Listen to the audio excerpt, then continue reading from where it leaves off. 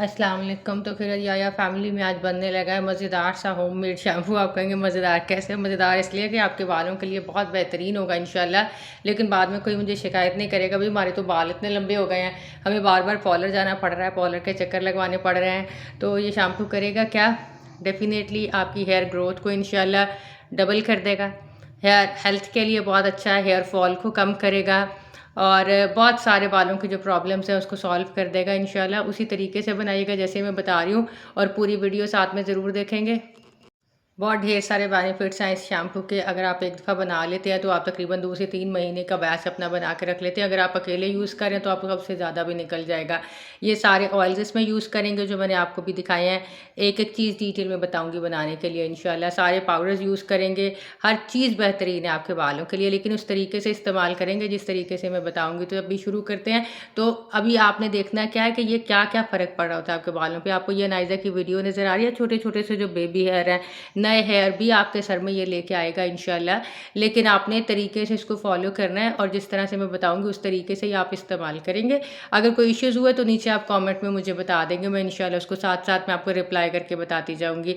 तो इसको शुरू करने से पहले मैं किचन में पिज़्ज़ा बना रही थी और यहाँ पे मैं थोड़े से उसके क्लिप्स भी ऐड कर रही हूँ, इसलिए कि बोरिंग सी वीडियो हो रही थी, तो मैंने कहा चलो साथ-साथ जो काम कर रही हूँ वो भी दिखा देते हैं। रेसिपी अभी नहीं दूँगी, बहुत लंबी हो जाएगी। चाहिए तो कमेंट में बताइएगा।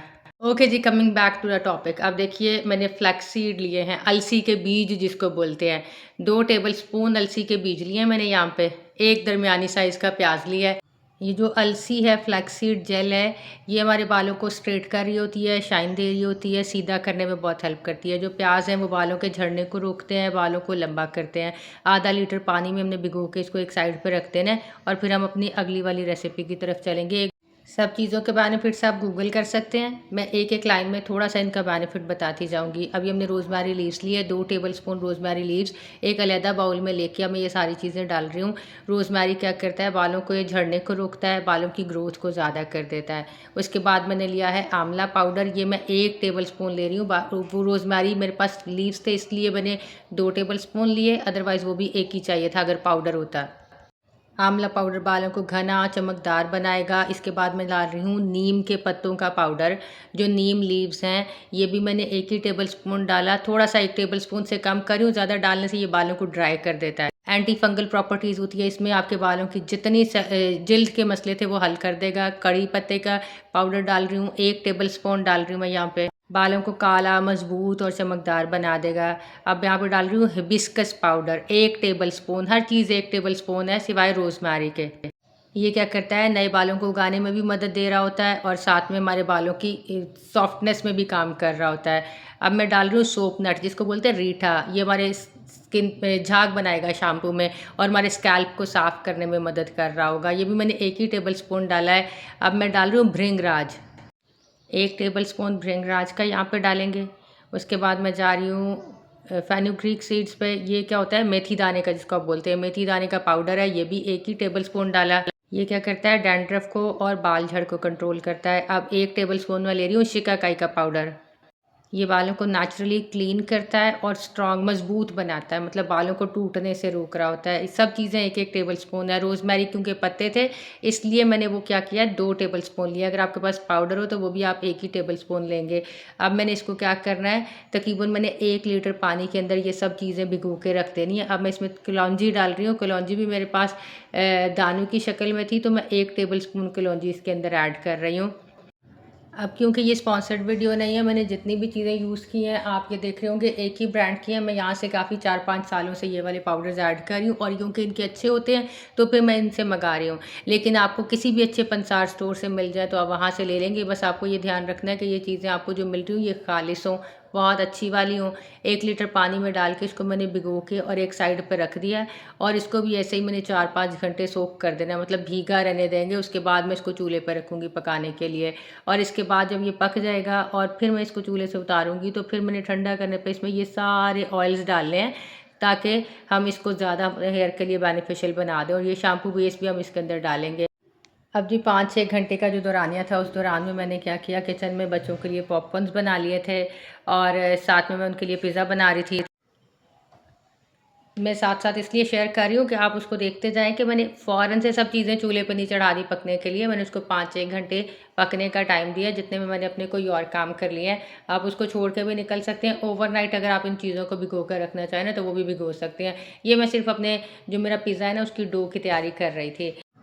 अच्छा, क्या होता है, हर चीज़ का ना हर किसी पे इफ़ेक्ट डिफरेंट होता है, क्योंकि ये होममेड शैम्पू है। मैं इसको बताऊँगी आपको तरीका लगाने का, लेकिन क्या होता है कि ये सारे के सारे पाउडर्स हैं। जब हमने इन पाउडर्स को पकाया तो हमारे पास जो वाटर आया ना, वो वाला सॉल्यूशन हमारे पास जो होगा वो हमारे हेयर को ड्राई करेगा। उस ड्राइनेस को कवर करने के लिए हमने इसके अंदर ऑयल्स डालने हैं, और जो ऑयल्स हैं ना, वो डिपेंड करता है कि किसको कौन से वाले ऑयल सूट करते हैं। मैं इसके अंदर बेसिक ऑयल्स आपको बताती जा रही हूँ कि ये वाले जो ऑयल्स हैं ये मैं ऐड कर रही हूँ। आपने क्या करना है, जब आप अपना शैम्पू बनाएँगे इंशाल्लाह, अगर आप मेरी वाली रेसिपी को फ़ॉलो करते हैं, तो बने हुए शैम्पू में हमने बाद में ऑयल्स मिक्स किए हैं। अगर आपको कोई चीज़ लग रही है कि वो ड्राई हो रहा है आपका स्कैल्प थोड़ा-सा, तो आप उसमें ऑयल्स को ज़्यादा भी कर सकते हैं। जिस वाले ऑयल को भी आपको लग रहा होगा ना, इससे मेरी ड्राइनेस ख़त्म हो रही है या मेरे बाल कम ड्राई हो रहे हैं, तो आप उसको मज़ीद ऐड भी कर सकते हैं अपने बने हुए शैम्पू में भी बाद में, ताकि आपको इसके पूरे बेनिफिट्स मिलते जा रहे हों। अभी मैं सिर्फ़ यहाँ पे आपको ये समझा रही हूँ कि आपने जब शैम्पू को यूज़ करना है, तो आपने उसको तकरीबन 3 से 4 मिनट अपने स्कैल्प में रखना है, और उसके बाद आप अपनी बॉडी शॉवर ले लें, फिर आप अपने सर से उसको निकाल दें। एंड वेरी इंपॉर्टेंट थिंग, जितनी भी फीमेल्स होती हैं उनको पता होता है हेयर उन्होंने जो लेंथ है उसमें कंडीशनर ज़रूर लगाना होता है। जो कंडीशनर्स हम लगाते हैं ना, हेयर लेंथ में लगाते हैं, और जो आपका स्कैल्प होता है, ऊपर के वाले बाल होते हैं, उसके अंदर आप कंडीशनर नहीं लगाते। कंडीशनर आपके बालों की जड़ों में नहीं जाना चाहिए। तो आपने अगर कोई मेल्स हैं जो इसको यूज़ कर रहे हैं, तो उनको कंडीशनर की ज़रूरत नहीं होगी। ये शैम्पू ड्राई नहीं करता, क्योंकि आपने इसके अंदर बहुत सारे ऑयल्स डाले हुए हैं। लेकिन इन केस अगर आपको ड्राई कर रहा है, तो जो फीमेल्स हैं वो क्या करेंगी, कंडीशनर को ज़रूरी फॉलो करेंगी। और 3 स्टेप प्रोसीजर होता है हमेशा शैम्पू का, वो मैं आपको लास्ट में बताती हूँ वीडियो के, कि हम अपने हेयर वॉश करने के लिए कौन से 3 स्टेप्स यूज़ करते हैं, जिससे हमारे हेयर ग्रोथ बहुत अच्छी हो जाती है, हेयर लेंथ बहुत अच्छी हो जाती है। अब मैंने दोनों चीज़ें उठा के ना चूल्हे पे पकने के लिए रख दी हुई हैं, और मैंने प्याज वाला भी बना लिया जेल। ये देखिए, मैं प्याज वाले जेल को अभी यहाँ पे स्ट्रेन कर रही हूँ गरम-गरम को। ये जो जेल होती है ना, जैसे ये ठंडी हो जाती है तो ये गाढ़ी हो जाती है, और फिर ये छानी नहीं जाती। इस वाले लिक्विड में हमने तकरीबन आधा लीटर पानी डाला था। इतना पकाया है कि ये अपना आधा रह गया है, या आप जेल समझे कि थोड़ी सी गाढ़ी हो गई है, ठीक है। जो दूसरे वाला है वो हमने 1 लीटर डाला था, तो वो 1 लीटर से आधा लीटर आपका पानी रह गया। बस आप ये अंदाज़ा रख लेंगे कि दोनों जो चीज़ें हैं ना आपकी, वो आपकी अपनी मिकदार से आधी रह गई हैं। तो फिर आपका ये पूरा इसका प्रोसेस मुकम्मल हो गया। अब मैं इसको छान रही हूँ। आप इस वाले मिक्सचर को ठंडा करके भी छान सकते हैं, जिसमें आपके पाउडर्स जो हैं वो नीचे बैठ जाएँ। क्योंकि जो पाउडर्स होते हैं ना, जब वो आपको शैम्पू में मिक्स नहीं होते। मैंने क्योंकि वीडियो में आपको दिखाना था, इसलिए मैंने इसको गरम-गरम को छाना है, अदरवाइज़ आप पाउडर्स नीचे बैठने दें, उसके बाद आप इसको छानें। अब इसमें मैं 2 टेबलस्पून ये शैम्पू बेस यूज़ कर रही हूँ। ये क्यों यूज़ कर रही हूँ, जैसे आप बाज़ार से शैम्पू खरीदते हैं, तो उससे थोड़ी-सी अच्छी झाग बन रही होती है, और आपको तसल्ली हो रही होती है कि हाँ, आपका बहुत अच्छा साफ़ हो रहा है। तो ये जो शैम्पू बेस आप सिर्फ 2 टेबलस्पून इसके अंदर डालेंगे, इससे एक तो झाग बहुत अच्छी बनेगी, ऊपर से आपके स्कैल्प को बहुत अच्छा साफ़ करेगा। जैसे गर्मियों में सीबम हो जाता है हमारे सर में, ये उसको सारे को साफ़ कर देगा। अब ये हर्बल शैम्पू है, इसको आपने वीक में 2 दफ़ा से ज़्यादा यूज़ नहीं करना। बीच में आप अपना दूसरा वाला शैम्पू यूज़ करें, ये वाला आप वीक में 2 दफ़ा यूज़ करेंगे, हफ़्ते में 2 दफ़ा इस्तेमाल करेंगे। जो शैम्पू बेस होती है ना, गरम-गरम में मिक्स होती है, वो ठंडे में मिक्स नहीं होती। जैसे अभी आप देख रहे हैं कि नीचे आप इसको ना हैंड ब्लेंडर से या भी मिक्स कर सकते हैं। अब हमारे यहाँ टाइम आ गया ये सारे वाले ऑयल्स जो है ना इसके अंदर मिक्स करने का। साथ-साथ में मैं शैम्पू बेस मिक्स कर रही हूँ, साथ में मैं इसके अंदर ऑयल्स डाल दूँगी। अब ऑयल डालने का टाइम आ गया है। 2 टेबलस्पून मैंने इसके अंदर कैस्टर ऑयल के डाले हैं। कैस्टर ऑयल क्या करता है, आपके बालों को घना, लंबा, मजबूत कर रहा होता है। उसके बाद मैं 2 ही टेबलस्पून इसके अंदर डाल रही हूँ जोजोबा ऑयल के। जोजोबा ऑयल क्या करता है, आपके बालों को मजबूत बनाता है, बालों की स्ट्रेटनिंग में मदद कर रहा होता है, हेयर ग्रोथ में बहुत अच्छा है। अब जी, जितने भी ऑयल्स यूज़ कर रहे हैं ना, ये आपके शैम्पू में से ड्राइनेस को कम करेंगे। अब हम तो यूज़ कर रहे हैं इसके अंदर आलमंड ऑयल, बादाम का तेल 2 टेबलस्पून। ये भी क्या करेगा, ये हमारे विटामिन से भरपूर होता है, आपके बालों को जो बीच में से टूट जाते हैं ना, वो टूटने से रोक रहा होता है। इसके बाद हमने यहाँ पे डाला है अर्गन ऑयल। अर्गन ऑयल भी मैंने तकरीबन इसमें 2 टेबलस्पून डाला है। फ्रिज़नेस को कम कर रहा होता है, बालों को हेल्दी कर रहा होता है, बालों को मोटा करने में मदद दे रहा होता है। इसके बाद हम डाल रहे हैं इसके अंदर vitamin E oil. Vitamin E oil भी क्या करेगा, हमारे बालों को स्ट्रॉन्ग कर देगा। यहाँ मैंने कुछ ड्रॉप्स डाले हैं रोज़मेरी एसेंशियल ऑयल के, थोड़ी सी खुशबू देंगे आपके शैम्पू में, बिल्कुल माइनर सी। विटामिन ई ऑयल मैं आपको दिखा रही हूँ अभी, ये भी मैंने इसमें अंदर 2 टेबल स्पून ही डाले थे, मेरे पास थोड़ा था तो मैं डायरेक्टली उसके अंदर से ही शामिल कर रही हूँ। ये जितनी भी चीज़ें आपने इसके अंदर डाली हैं, सब ने क्या किया, आपके शैम्पू को बैलेंस कर दिया, ड्राइनेस को कंट्रोल कर दिया। लेकिन ऐसा नहीं है आपका स्कैल्प साफ़ नहीं होगा, आपका स्कैल्प साफ़ भी हो गया। आपके सामने आपके जितनी चीज़ें आपने डाली हैं ना, आपको नज़र भी आ रहा है सब के सब हेल्दी हैं। अब इसको मैं लास्ट में डाल रही हूँ ग्लिसरीन, जैसे कंडीशनर नहीं काम करता आपके बालों को सॉफ्ट करने का, वही वाला काम ग्लिसरीन कर रही होती है। तकरीबन इसमें हमने 100 ml के करीब ग्लिसरीन डाल, सब चीज़ों को हिला लेंगे अच्छे तरीके से, और फिर हम इसको दोबारा से अपनी बॉटल्स में डालने से पहले एक दफ़ा छान भी सकते हैं, ताकि जो पाउडर्स हैं एक्स्ट्रा वाले अगर नीचे कोई बैठे हुए तो आप उसको निकालें। देखिए कितनी अच्छी फोम बना रहा है, मैं आपको बना के दिखा रही हूँ। एक चीज़ ध्यान में रखेंगे जो मैंने पहले बताई थी, अगर ये आपके बालों को ड्राई करता है तो फिर आपने क्या करना है, आप इसमें जिस ऑयल से भी आपको लगता है कि ड्राइनेस थोड़ी कम होगी आप वो यूज़ करेंगे। लेकिन आपने क्या करना है, अपने बालों में इस शैम्पू के बाद, हर शैम्पू के बाद कंडीशनर ज़रूर यूज़ करना होता है, और बालों को अच्छा रखने के लिए उसमें सीरम ज़रूर लगा रहे होते हैं। मैं इसको थोड़ा सा पतला रखती हूँ, क्योंकि आम रूटीन में भी शैम्पू में मैं थोड़ा पानी मिक्स करके उसको डाइल्यूट करके फिर अपने हेयर में लगाती हूँ। तो आप इसको अगर चाहें तो इससे मज़ीद गाढ़ा भी कर सकते हैं। ये पतला इसलिए रखती हूँ, इसको छानना ज़रा आसान हो जाता है, क्योंकि मैंने खुद यूज़ करना है। अब मैंने इसको छान लिया, छानने के बाद मैं इसमें से जितना मुझे चाहिए, तकरीबन 3 वीक्स का, उतना तो मैं बाहर ही रख रही होती हूँ। मतलब उतनी ये शेल्फ़ लाइफ निकाल जाता है। ख़राब क्यों हो सकता है, क्योंकि इसके अंदर जो हमने अलसी की जेल डाली है ना, फ्लैक्सीड जेल डाली है, गर्मियों में वो ख़राब हो जाती है। सर्दियों में कुछ फ़र्क नहीं पड़ता, आप जैसे मर्ज़ी इसको बाहर रखा रहने दें, 2-3 महीने भी निकाल रहा होता है। देखिए मैंने छान के दिखाया कि नीचे वाले मिक्सचर में ये वाली चीज़ें, तो आपने ये वाला उसके अंदर नहीं डाल देना।